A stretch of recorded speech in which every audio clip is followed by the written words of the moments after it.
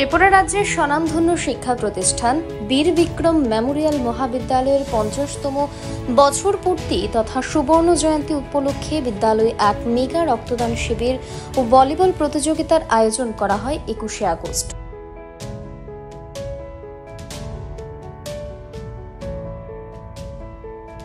উত্তরীয় প্রদানের মাধ্যমে বরণ করে নেওয়া হয় অনুষ্ঠানে উপস্থিত অতিথিদের। এই দিনেরই অনুষ্ঠানে উপস্থিত ছিলেন প্রাণী সম্পদ বিকাশ দপ্তরের মন্ত্রী সুধাংশু দাস, মেয়র দীপক মজুমদার সহ মহাবিদ্যালয়ের শিক্ষক শিক্ষিকা ও ছাত্রছাত্রীরা।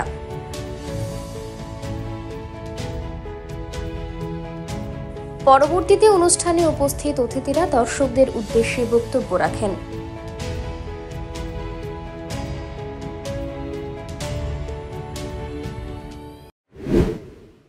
আমি বলবো যে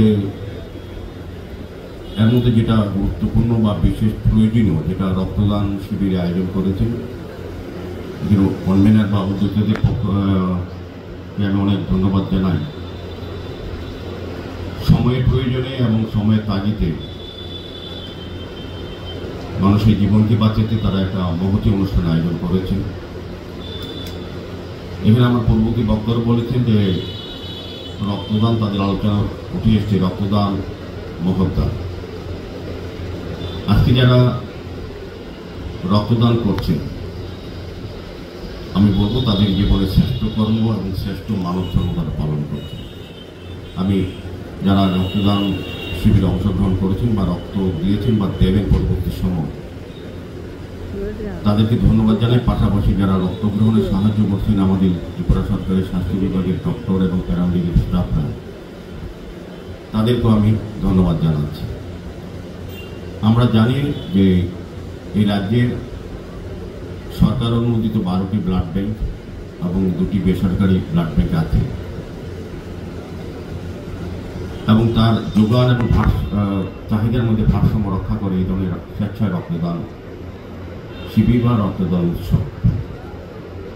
আমাদের সরকার এবং বিভিন্ন ব্যক্তি প্রতিষ্ঠান, ক্লাব, সামাজিক প্রতিষ্ঠান প্রায় প্রতিনিয়তই এই ধরনের মহতী অনুষ্ঠান আয়োজন করে থাকেন। যারা আজকে রক্ত দিচ্ছেন তারা যেমন একজন মুমূর্ষ পরিবারকে বা এই উপাদান থেকে 4 জনকে বিভিন্নভাবে সহযোগিতা করা যায়, মুমূর্ষ পরিবারকে কিন্তু তারা রক্ষা করেন এবং নিজেরাও কিন্তু আজকে স্বাস্থ্যের দিকে কতটা সুরক্ষিত তা কিন্তু জানার একটা সুযোগ আজকে আছে। আমরা আজকে জানতে পারলাম এখানে ব্লাড ডোনেশন ক্যাম্প হচ্ছে।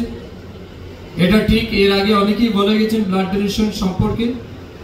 আমি বিশ্বাস করি যারা আজকে রক্ত দান করছেন তারা মানুষের জীবনের দান করছে। আমরা যদি কাউকে বস্ত্র দান করি, অর্থ দান করি, গো দান করি, জীবনে অনেক দান থাকে, এগুলি সবকিছু কিন্তু টেম্পোরারি, একটা পার্টিকুলার টাইমের জন্য আমরা তাকে আনন্দ দিতে পারি। কিন্তু রক্তদান একমাত্র দান যেটা কিন্তু মানুষের জীবন দান করেছে।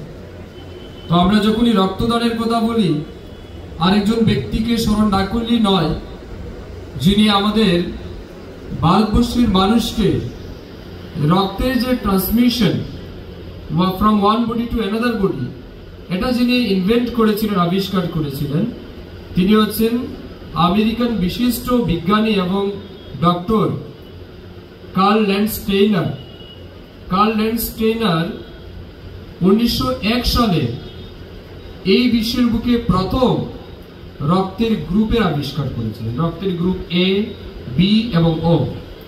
এই যে আজকে আমরা বলছি আপনার রক্তের গ্রুপ এ পজিটিভ বা নেগেটিভ, ও বি পজিটিভ বা নেগেটিভ, বা এবি বা ও পজিটিভ নেগেটিভ, এটার কিন্তু সৃষ্টিকারী বা সৃষ্টিকর্তা কিন্তু curl Landsteiner.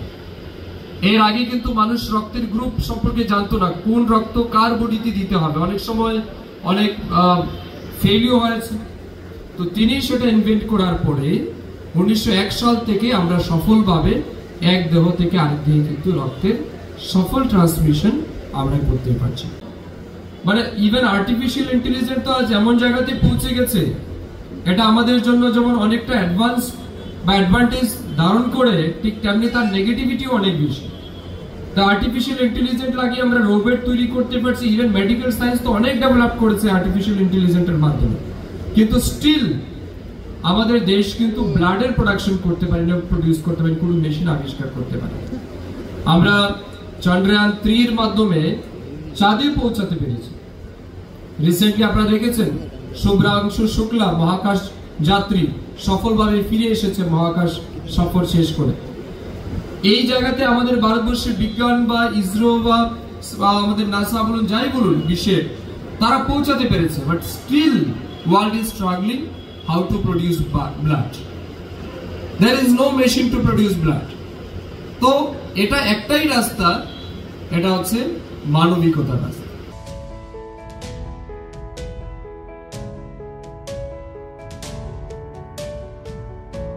Bureau report, voice 18।